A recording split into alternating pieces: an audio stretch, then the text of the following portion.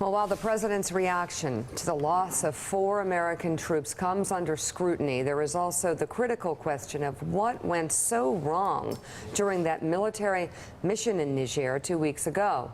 The Pentagon has now sent a team of specialists to the African nation as part of its inquiry. They want to know if the American forces had adequate protective equipment and whether they were prepared for the attack. Was there enough intelligence ahead of the mission? And what was the response to the ambush?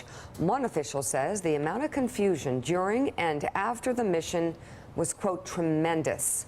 The body of the 4th American soldier wasn't found until nearly 2 days after the ambush. And to add to that confusion, it's still unclear who flew the medevac rescue helicopter after the attack. The U.S. military first said it was the French military, then the U.S. military. And now it may have been a U.S. contractor. And now the chairman of the Senate Armed Services Committee, John McCain, is demanding answers, telling reporters that the administration has not been upfront about what happened. Carol Lee, what are you hearing about this?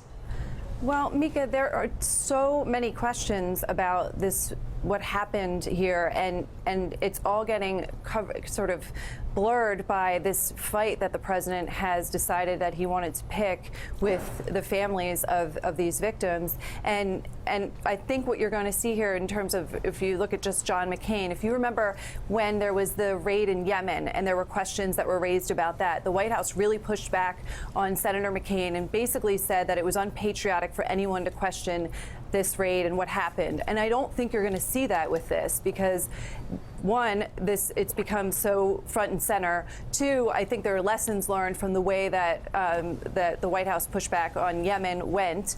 And so you're going to see questions coming from the Hill. The families have questions. There's plenty of reporting that has questions. And this is going to be something that the White House is going to have to answer for. Yeah, which, of course, Clint, it doesn't take a rocket scientist to figure out that's one of the reasons the president didn't talk about these 4 deaths for some time. That it appears like it was similar to the Yemen raid. A lot of questions on why were they there, were they equipped, what happened that night, and should it have been avoided? What can you tell us about this raid? What are you looking at? What's interesting about it is we've seen an aggressive stance on our counterterrorism, pushing the fringes a little bit more, and where these guys was right out on the border between Niger and Mali and the fringe of our counterterrorism fight. I've worked on this area a little bit, and we were worried decades ago about putting forces too far out on that fringe. This is a remote area; it's hard to support. You talk about medevac or recovery, and then you put it in comparison. If you remember, there was an attack in Benghazi that we've been talking about for years. This isn't that dissimilar, where we had, U.S. forces very much extended out on the frontiers.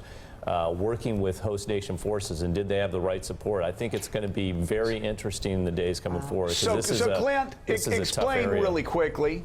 Clint, explain really quickly why were they there? I mean, why would they have been in such a remote region? In the Sahel, this area right here, the strategy has always been called part of the Counterterrorism Sahara Initiative, and it was to train and equip forces around the world to do essentially counterterrorism by, with, and through, essentially, and to train up these forces. That's a special forces mission. If you look back, the traditional special forces mission is to build these indigenous forces to go after threats far and wide.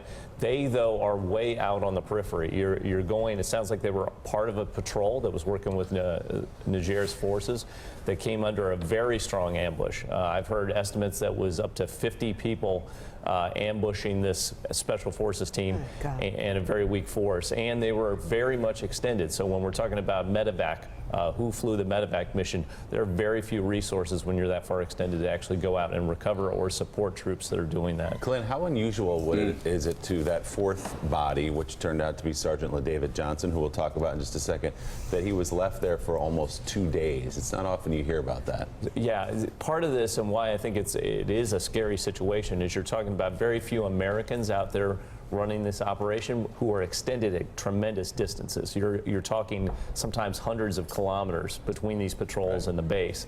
So I think once this happened and they couldn't locate that body, who is actually going to go out to do the search and recovery mission? It's so far extended into the desert. There's really no resources to do it. I think that's the 2-day period it took to get them. Still a ton of questions about this. Thanks for checking out MSNBC on YouTube, and make sure you subscribe to stay up to date on the day's biggest stories. And you can click on any of the videos around us to watch more from Morning Joe and MSNBC. Thanks so much for watching.